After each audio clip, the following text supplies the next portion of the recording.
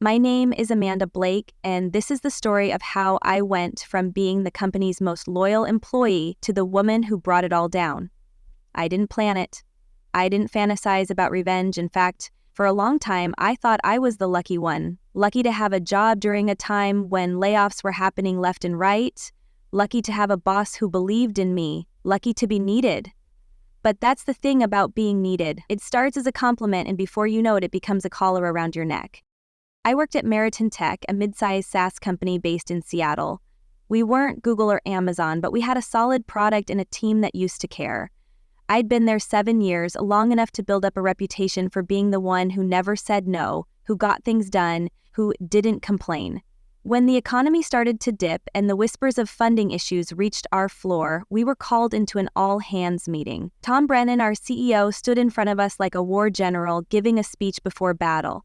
He was tall, charming in that practice-polished way, and always wore his Patagonia vest like a badge of honor. "We're not like other companies," he said. "We're a family. And like any family, we get through hard times by sticking together. That means sacrifices, shared sacrifices, for our..." I remember the way I nodded, just like everyone else. He asked us to volunteer some weekends. He said bonuses would be paused, that executive salaries were taking a cut, that layoffs would be a last resort. He used the word survival 7 times in 12 minutes. I counted. What he didn't say, but we all understood, was that if you didn't show up, you weren't part of the family anymore. I didn't just show up. I lived there. I worked from 7 a.m. to 9 p.m. during the week and gave up almost every weekend for 5 straight months. I missed my daughter's school play. I skipped my anniversary dinner with my husband. I postponed a much-needed surgery for my mother because I couldn't risk taking time off. I was handling operations, internal communications, and client relations because 2 team leads had quietly transitioned out and their roles hadn't been replaced. I absorbed their responsibilities without an extra cent. "We just need to push through this quarter," Tom said in passing once, with that warm, corporate tone that made you want to prove yourself. "You're a warrior, Amanda." I wasn't a warrior. I was a woman falling apart at the seams, running on black coffee and borrowed time. Every Monday morning, I'd pull into the office parking lot and sit in my car for 5 minutes, staring at the building, feeling the weight in my chest. My husband, Mark, would look at me in the evenings with concern in his eyes, but I'd wave it off. "Just a busy season," I told him. "It'll pass." But it didn't pass, and deep down I was afraid to stop, because I believed what Tom said, that we were in this together, that if I held the line, I'd be remembered when things got better. Then came the moment I'll never forget. It was late Friday night, around 10:15 p.m., and I was the last one in the office. I'd just finished syncing a product launch deck for Monday and went to print a hard copy for Tom because I knew he liked to mark it up old school. The printer jammed, of course, so I opened it, cleared the tray, and restarted the job. As the pages started coming out, one of them caught my eye. It wasn't from my document, it was a spreadsheet, bonus distribution, FY24. I froze. There it was, clear as day. Tom Brennan, $1,400,000, 0 cents. Bonus approved, date signed 2 weeks ago. For a moment I thought maybe I misread it, maybe it was a placeholder, maybe it was old, but as I scanned the page I saw other familiar names. Only 2 of them with significantly smaller amounts. My name wasn't on it at all. Neither were most of the directors or managers. Just Tom, the CFO, and the VP of Strategy, who'd been advising remotely from Hawaii.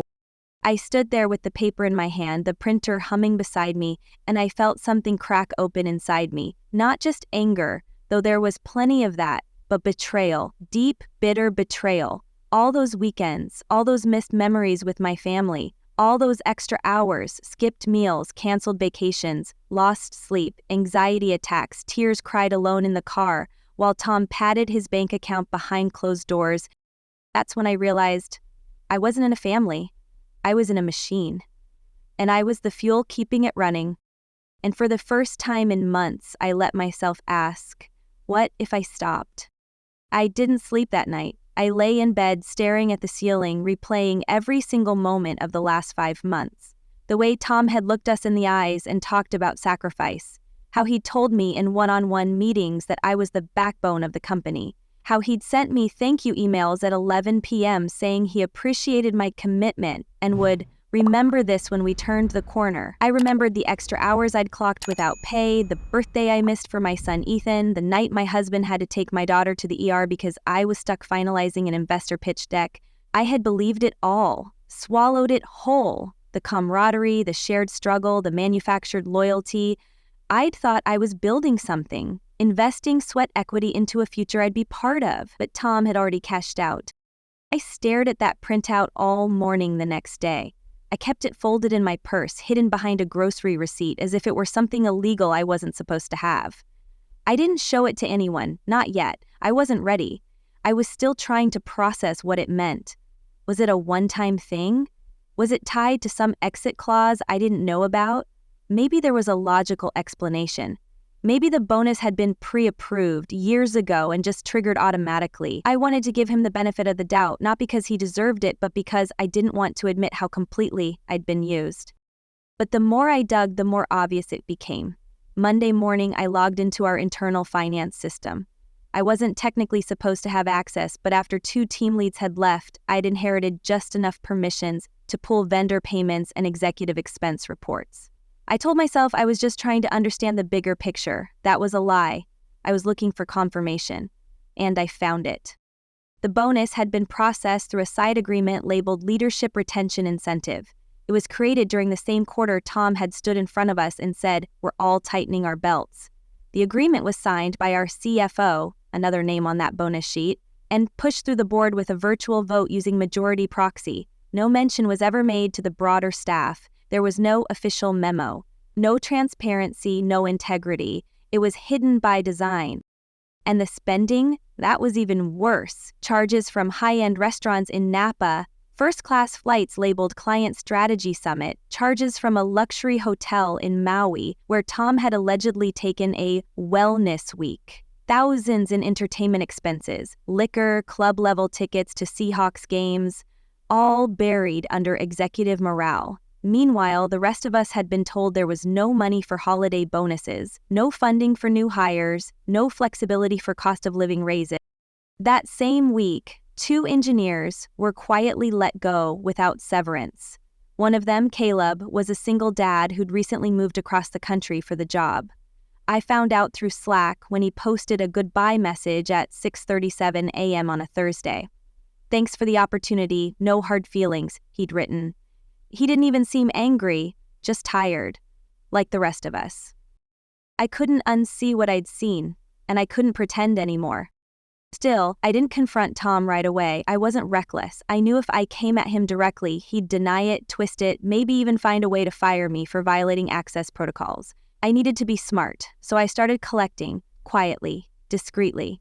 I took screenshots of bonus statements, copied expense reports, saved emails that seemed innocuous on the surface but were damning when placed in the right context.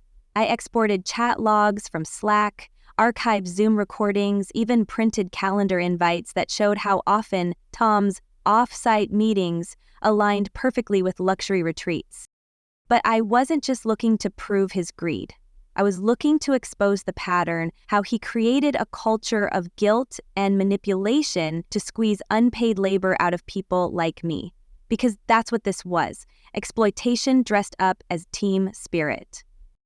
One afternoon, I found a file buried in the shared company drive titled Employee Impact Review. It was a spreadsheet rating employees on their contribution versus cost. My name was listed as high contribution/low cost. The notes said, extremely compliant, loyal, overextends self, no complaints. I stared at those words for a long time. No complaints, like that was a badge of honor. I started talking to people, casually, off the record. I met with 3 former employees who'd left within the last year. Each one had a version of the same story. Burnout, gaslighting, unpaid overtime, promises that led nowhere.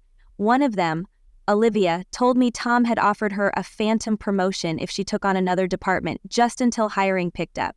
She never got the title, never got the raise, and ended up in the ER with stress-induced vertigo. Another guy, Miguel, had been pushed out after questioning an expense report. He told me HR had restructured his role out of existence 2 weeks later. I was starting to see the shape of it. This wasn't about a single bonus, it was a system, and I'd been a cog in it, but now I was waking up and I wanted out. Then came the final straw. Friday evening, as I was finishing up status reports for our upcoming investor review, I got an email from Tom. The subject line, "Need one more favor." In the body, he wrote, "Hey Amanda, really appreciate your hustle lately. Quick thing, I need you to take the lead on the monthly performance review deck and draft the investor Q&A script for next week. I know it's last minute, but you're the best person for it. Oh, and I'll need it by Sunday EOD so I can review Monday AM. Thanks, Rockstar." No extra pay, no deadline flexibility, just an assumption that I'd burn another weekend for his convenience. I stared at the screen for a long time, then I looked over at the calendar on the wall. My daughter's ballet recital was Sunday afternoon. She'd been practicing for weeks. I'd already missed one of her rehearsals because of a product demo Tom had scheduled last minute.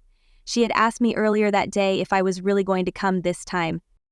And that's when something in me hardened. I hit reply, typed a single sentence, "I won't be available this weekend, please assign it elsewhere," and hit send.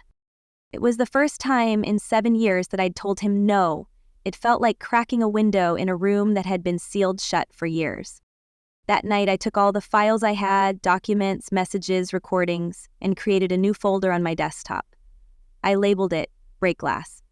And I started planning, not how to survive, how to burn the whole thing down.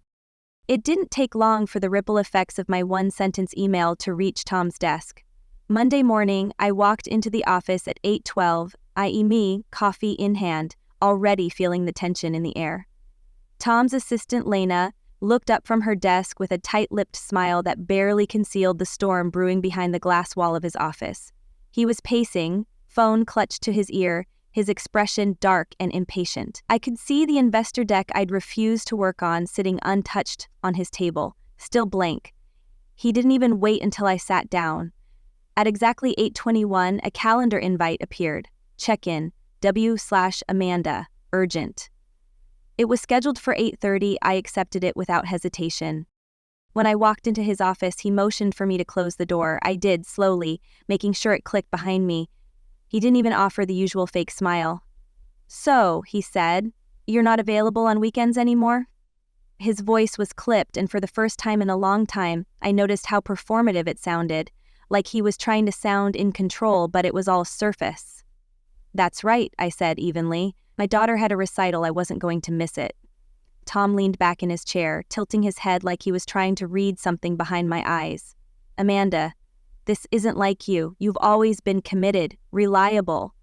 You know how important this week is." I nodded. "Yes, I do. And I've already gone above and beyond for months, without compensation, without recognition. I've done my part." He smiled, but it didn't reach his eyes. "You're starting to sound like someone else," he said. "Someone who doesn't get how things work here." And that was the moment I realized he was trying to scare me. But he was already too late. That night, I opened the break glass folder again. I started organizing it like a case file.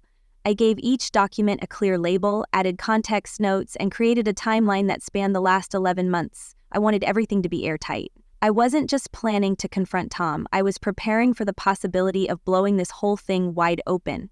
But I still wasn't ready to go public. Not yet. I needed leverage and I needed protection. So I called someone I hadn't spoken to in over a year. Marcus Hale, our former director of finance, who had resigned 6 months prior under vague, personal reasons. I'd always suspected he was pushed out, but we'd never discussed it. He picked up on the second ring. "Amanda," he said, surprise in his voice. "Didn't expect to hear from you. I have a question," I said. "When you left Meriton, did you take anything with you?" He was quiet for a beat. Then, define anything. Anything that proves Tom's been funneling money to shell companies. Anything that explains how we've been in a crisis while he's pulling 7 figures in secret bonuses. Another pause. "You found the bonus report," he said flatly. "I did. Meet me tomorrow," he said. 8 p.m. Same bar we used to go to after launches. The next evening, we met at a dim little place near the marina, the kind of bar where nobody asks questions and the music is just loud enough to mask serious conversations. Marcus looked different, less exhausted, more grounded. But the moment I brought up Meriton, the tension returned to his shoulders. "I have records," he said, sliding a flash drive across the table. "Copies of payment schedules, invoices, internal memos. I couldn't prove it then, but there's something off with how he structured vendor payments. The consulting firms, half of them don't exist. They're just pass-throughs. Money goes in, gets reclassified as strategic services, and disappears. But all the roads lead back to Tom." I clutched the drive like it was a live wire. "Why didn't you say something?" he sighed. "I was going to, but HR threatened me with a breach of contract. I had just bought a house. I couldn't risk it. And now?" I asked. He looked me in the eye. "Now I want him to burn." Over the next 2 weeks, I worked like a woman possessed. But this time it wasn't for Tom. It was for me.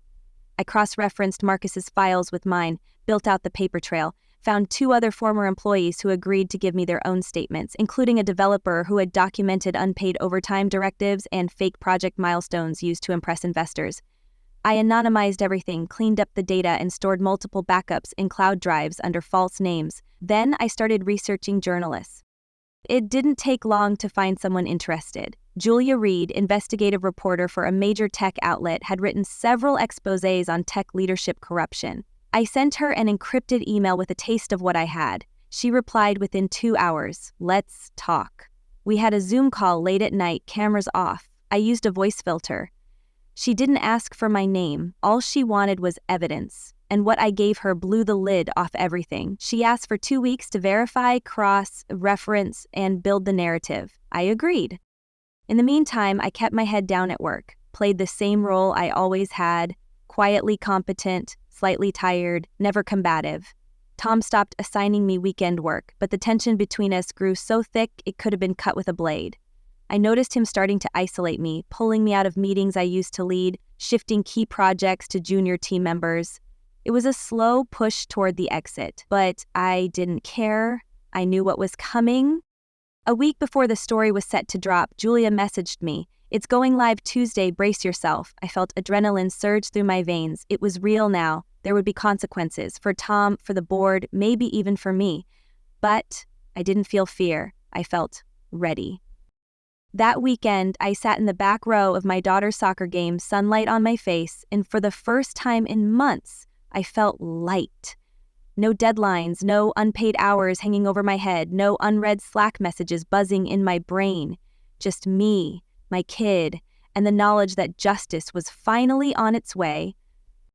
When Tuesday came, it came like a storm. The article dropped at 8:00 a.m. sharp. Headline: Meriton CEO accused of financial misconduct and employee exploitation.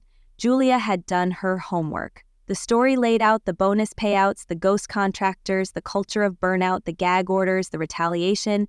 She didn't name me, but people inside the company would know. And I was okay with that. Slack exploded. LinkedIn caught fire. Within an hour, the board had scheduled an emergency meeting. By lunchtime, Tom's office was dark, his car gone from the parking garage. Official statement: administrative leave pending internal review. Unofficial reality: he was done. And me? I walked into the office like it was any other day, nodding at the same people who used to ignore me. Except now, they looked at me differently. Not with pity, not with confusion, with something else. Respect, maybe even awe, and it was just the beginning.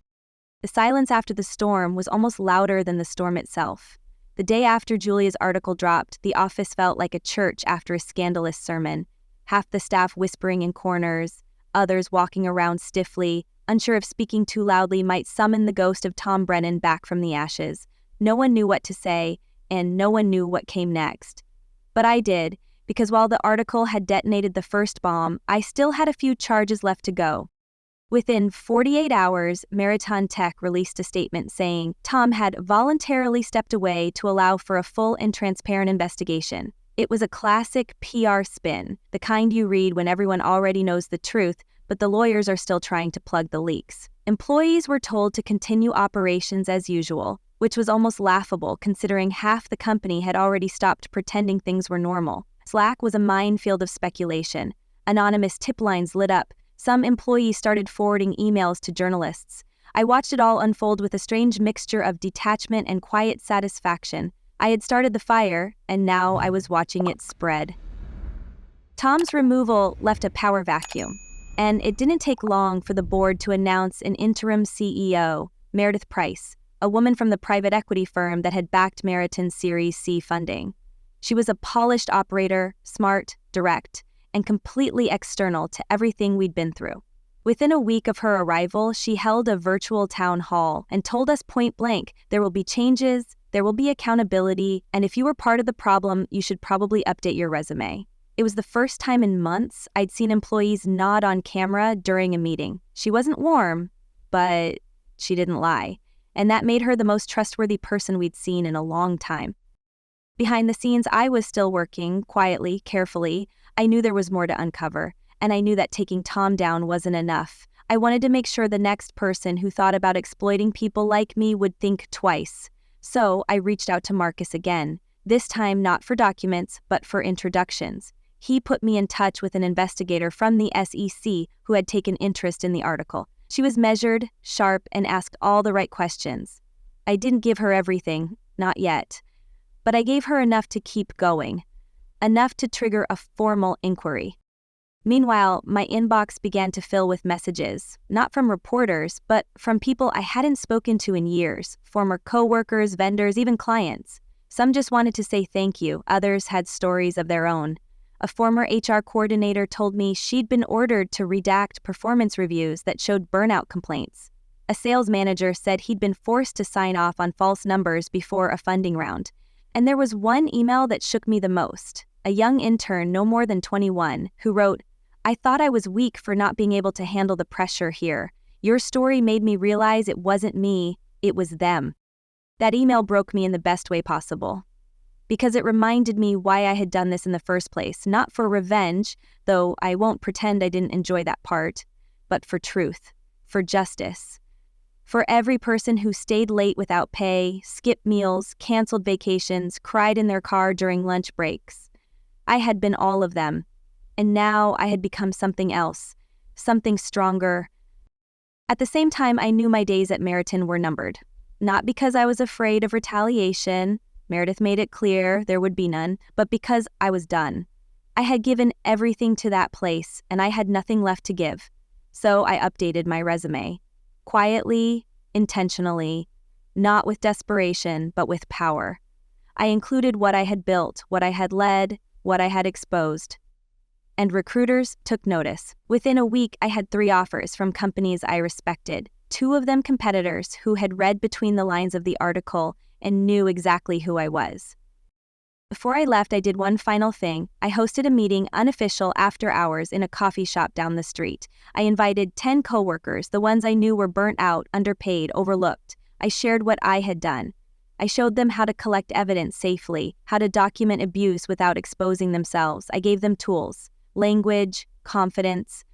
I told them what HR would never say, that loyalty without boundaries is self-destruction. And then, on my last day, I walked into the office with my head high and my heart calm. I cleaned out my desk slowly. People came by one to say goodbye, not with the hollow corporate lines I'd heard so many times before, but with quiet gratitude. One woman hugged me so tightly I thought she might cry. "You saved us," she whispered. "No," I said, "I just stopped letting them bury me." I left Meriton without a dramatic speech or a LinkedIn manifesto. I didn't need the applause. I had already won. And I knew the real victory wasn't just about Tom's downfall or the article, or even the investigation. The real victory was knowing that I'd changed the story for myself and for others. That I'd drawn a line in a system built on lines never being drawn. That night, I took my kids out for dinner, no screens, no Slack notifications, no late-night emails hanging over my head. My daughter told me I looked happy, and I realized I was. Truly, deeply, freely happy for the first time in years. The next morning, I started at my new company. It was smaller, quieter, saner. During onboarding, the HR manager said something that stopped me cold. We believe rest is productive. Burnout is not a badge of honor here. I nearly laughed out loud. It sounded like a line from a fantasy novel, but it wasn't. It was real, and it was mine. Meanwhile, Tom's name disappeared from Meriton's website. He issued a bland apology through his lawyer, then vanished from the public eye. I heard rumors that he tried to start a consulting firm but couldn't land a single client. The investigation was still ongoing, and according to my contact at the SEC, it was not looking good. But I didn't follow it closely. I didn't need to. That chapter was closed. Because now, my weekends belonged to me again. My children knew I'd show up. My husband looked at me like he had his wife back. And I looked in the mirror and saw someone I respected. Not just someone who had survived, but someone who had fought back and won. And that made everything worth it. I thought I was done with Tom Brennan. I thought I'd said everything that needed to be said with that article, that folder of evidence, that quiet exit from the company I once believed in. But justice doesn't move in clean lines or polite timelines. It stumbles, it hits walls, it surprises you. And just when I thought I could leave it all behind, it found me again. 2 months after I started my new role at a smaller, saner company, I got a call from the SEC. A woman named Dana Cook, one of the lead investigators I'd spoken to briefly during the early days of the inquiry, asked if I'd be willing to meet in person.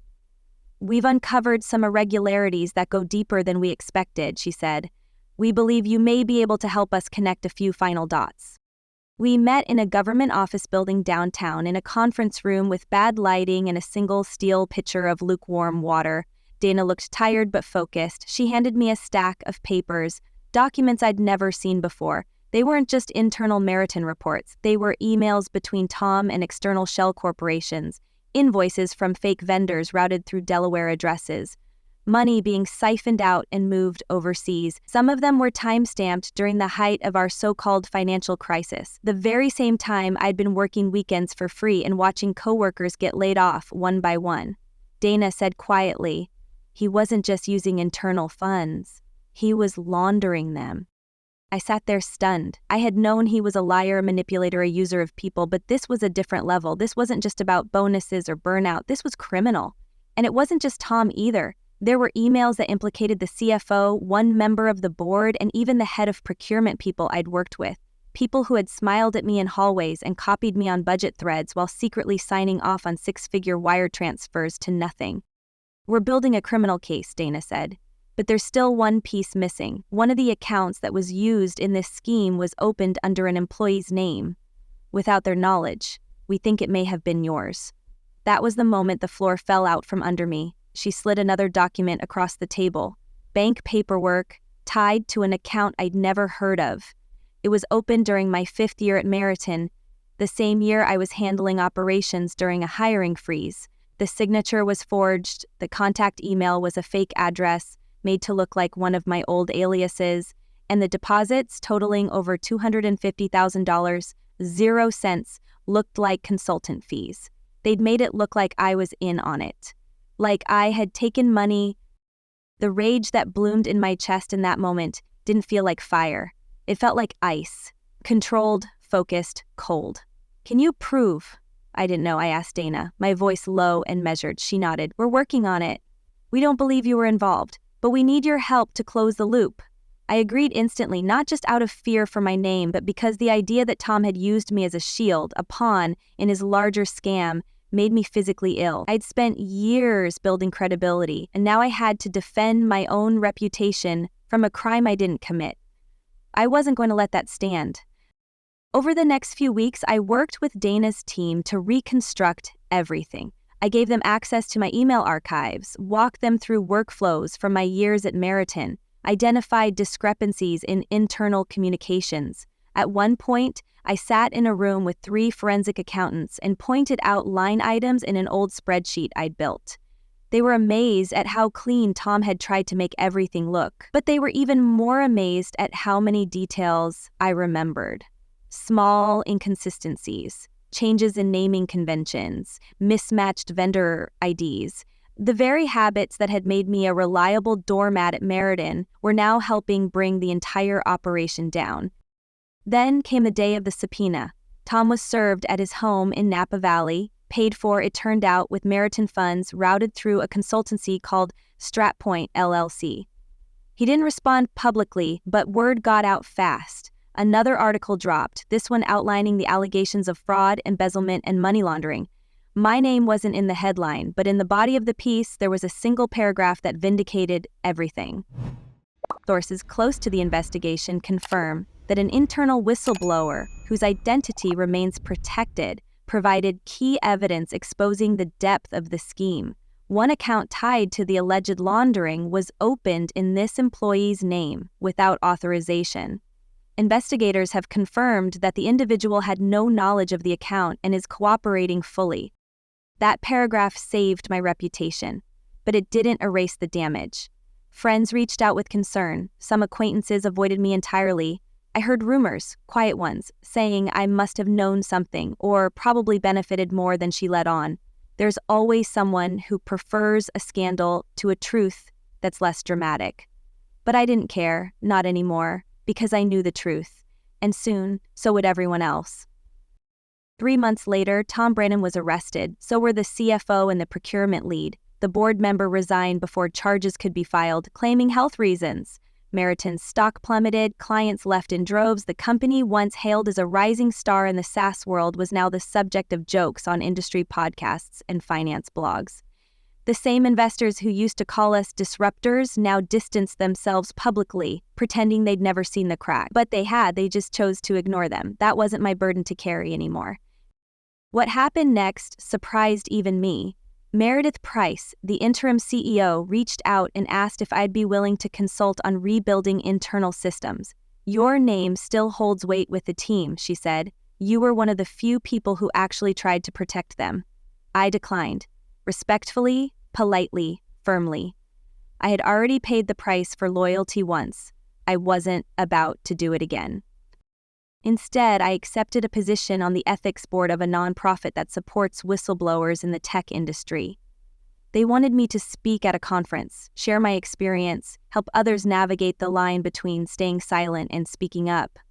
At first, I hesitated, but then I thought about that intern who had emailed me months ago, the one who said my story helped them understand it wasn't their fault. And I realized maybe that was the real revenge. Not the articles or the arrests or the ruined reputations, but the fact that my voice, once silenced, once overworked and overlooked, was now being used to amplify others.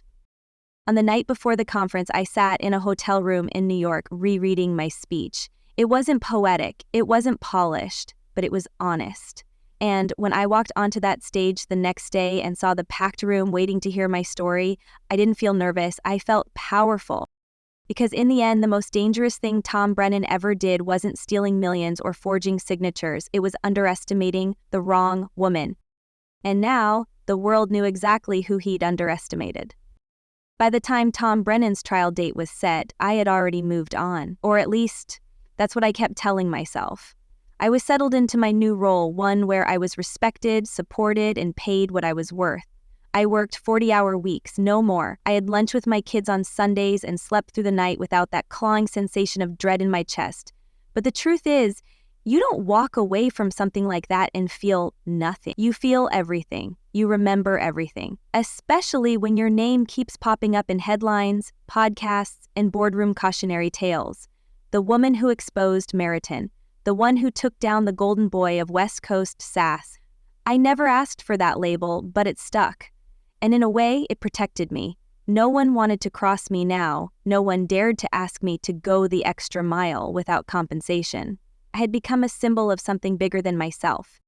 One morning, 6 months after Tom's arrest, I stopped by a cafe on my way to work and ran into Lena, Tom's old executive assistant. She looked thinner, older, like someone who had aged 5 years in 6 months. I offered to buy her coffee, and we sat outside under a heater, the Seattle chill settling between us. At first, we exchanged small talk, jobs, family, how she was doing. Then she leaned in and said, "I should have said something. I knew things weren't right. I saw the fake invoices, the late-night transfers. I didn't think anyone would believe me." I reached for her hand. I would have. She nodded, tears threatening. I was scared, but when you spoke up, it gave the rest of us permission to stop pretending. That moment stayed with me, not just because it reminded me how scared we all were, but because it proved what I had done actually mattered. It didn't fix everything, but it cracked the surface. And sometimes that's all you need. News broke a week later that Tom had taken a plea deal. He admitted guilt on 2 counts of wire fraud and 1 count of conspiracy to commit money laundering. The prosecutors dropped several charges in exchange for cooperation in exposing other executives involved in similar schemes at other companies. Names I recognized from tech conferences, LinkedIn circles, and off-the-record whispers. His sentencing hearing was scheduled for the end of the quarter, and I received a formal invitation to provide a victim impact statement. At first, I deleted the email. I didn't want to go back into that courtroom. I didn't want to sit across from him and reopen all the wounds I had spent so long healing. But then I remembered the forged account in my name. The nights I cried in the car, the coworkers laid off so he could afford his vineyard getaway, and I knew I had to do it. Not for him, not even for the prosecutors, but for me. I spent a weekend drafting my statement. I wrote and rewrote it until it stopped sounding like therapy and started sounding like truth. I didn't want to beg for sympathy or scream for vengeance. I wanted to be clear, direct, and undeniable. I wanted the court to hear exactly what had happened, not just the money stolen or the laws broken, but the lives disrupted, the careers derailed, the trust shattered. When the day came, I flew down to San Francisco where the hearing was being held. The courtroom was cold, sterile, with too much beige and not enough humanity. Tom sat at the defense table in a gray suit that probably cost more than my monthly rent, but his face was different. He looked smaller, less certain, and for the first time since this all began, he looked at me with something that resembled fear. When I was called to the front, I didn't hesitate. I stood up, walked past the prosecutors, and faced the judge. I introduced myself. Then I read my statement slowly, carefully, making eye contact with the courtroom as I spoke. I talked about the years I spent building Meriton from the inside, the loyalty I gave without question, the manipulation I endured in the name of team spirit. I described the unpaid weekends, the canceled vacations, the stress, migraines, and missed milestones in my children's lives. I explained how Tom's actions didn't just affect a balance sheet. They damaged human beings, warped corporate culture, and taught an entire workforce that silence was safer than truth. I ended with this. Your Honor, I'm not here today because I want revenge. I've already rebuilt my life. I'm here because I don't want anyone else to go through what we did. I want people to know that this wasn't just a few bad decisions, it was a system. A deliberate, calculated exploitation of people who believed in something, and I want it on the record that I did not stay silent. When I finished, the judge nodded, thanked me, and I walked back to my seat. Tom didn't look at me once. He stared at the table in front of him like if he concentrated hard enough, he could disappear. But he couldn't, and I think he finally understood that. The sentence came later that afternoon. 4 years in federal prison with the possibility of early release based on cooperation. He was also ordered to pay restitution to multiple former employees, including me. The sum wasn't massive, just under $75,000, 0 cents, but it was symbolic. Blood money, maybe, but a line in the sand nonetheless. After the hearing, I walked out of the courtroom and into the sun, breathing in air that felt different, sharper. I wasn't angry anymore. I wasn't sad. I wasn't even relieved. I was just done. Really, truly done. That chapter wasn't just closed, it was sealed. A few days later, back in Seattle, I received the first deposit of the court-ordered restitution. I stared at the number for a long time before transferring it directly into my daughter's college fund. It felt like the most perfect use of that money. Not a reward, not a celebration, just reclamation. I continued speaking at events not just for tech ethics, but for employee rights and whistleblower protection. My name became synonymous with the idea that one voice can make a difference, that no matter how small you feel in the machine, you still have the power to shut it down. One night after a panel in Portland, a young woman approached me with tears in her eyes. I read your story before I quit my job, she said. They were doing the same thing to us. I started documenting everything. I'm going to the press next week. I hugged her. You're not alone, I told her. You never were. That's the part people don't understand about revenge. It's not about destruction. It's about reclamation. It's about standing in the fire and saying, I'm still here. And in that courtroom, in that article, in that quiet coffee shop meeting with Lena, I did exactly that. I stood in the fire and I didn't burn. I became something else entirely. Something stronger, something unbreakable, something free. It was a Sunday morning when I realized the story was finally over. Not with a dramatic twist or breaking headline, not with a confrontation or a viral moment, but with silence. Peaceful, unremarkable silence. I woke up to the sound of birds outside the window, the smell of fresh coffee drifting from the kitchen, and the soft weight of my daughter curled against me, still half asleep. My phone didn't buzz. No urgent emails, no calendar reminders, no Slack pings. Just space, breathing room. It felt strange at first, like stepping into a house you used to live in and finding everything exactly as you left it, but now slightly out of focus. The past was still there, but it no longer owned me. I walked into the kitchen and poured myself a cup of coffee, taking it outside onto the porch where the sun was just beginning to stretch across the neighborhood. My husband joined me a few minutes later, handing me a folded newspaper even though I'd long since stopped reading the print edition. There, on the business page, was a headline in small, bold type. Former Meriton CEO begins prison term in California facility. It was buried beneath larger stories: stock market volatility, a new product launch in Silicon Valley, an op-ed about remote work policy shifts. But it was there, final, quiet. I didn't smile, I didn't gloat. I just folded the paper and set it aside. It was done.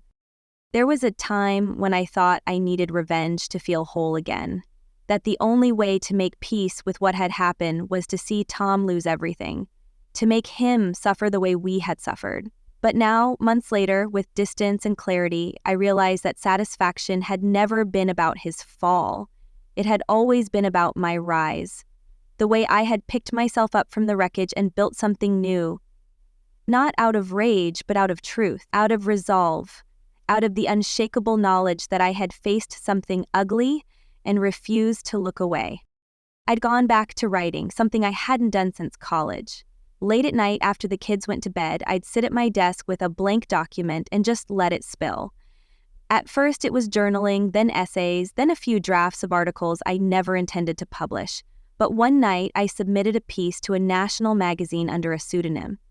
It was about power and silence and the courage it takes to stand alone. They accepted it. Within weeks, it went viral. People started reaching out, not knowing it was me, thanking the anonymous writer for putting into words what they'd never been able to say out loud. And I realized something even more important than vindication. My voice still mattered. Not just in the context of corporate betrayal, but in the world beyond it. The nonprofit I consulted with offered me a permanent board seat. I accepted, on the condition that I could lead a mentorship program for women navigating toxic work environments.